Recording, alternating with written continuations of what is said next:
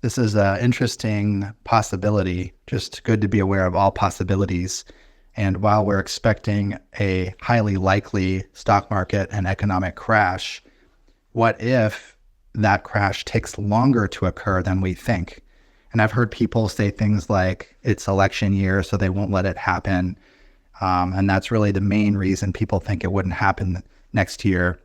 But I hadn't really considered this aspect of, just based on the duration of how long we have had 0% interest rates.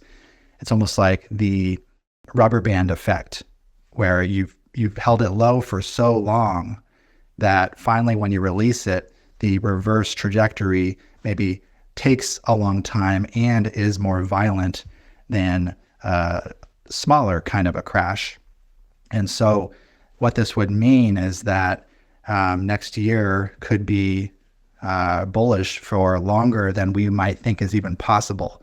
It could mean that stocks and crypto rallies for 6 to 12 months, maybe even getting a double rally, like one on the ETF, then a correction, then another one after the halving for just this massive double rally. And then absolutely there's a huge crash coming, but it really makes one like just check one's biases. Like, what are the possibilities that could happen here, and how quick should I take profits?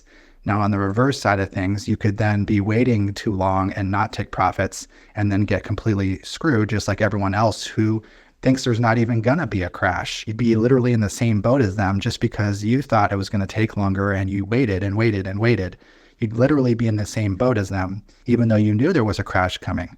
So by taking no action, it can put you in a dangerous position. So I'm just kind of verbalizing all the different aspects of this and what I'm considering. I think that it's unlikely that we make it this far, like the article is saying.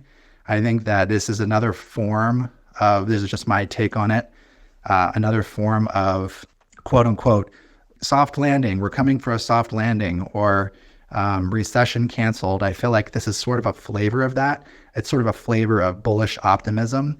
And that always happens before a crash occurs. So I'm not necessarily sold that it's going to take another whole year, for example, but I'm just going to be aware of the possibility.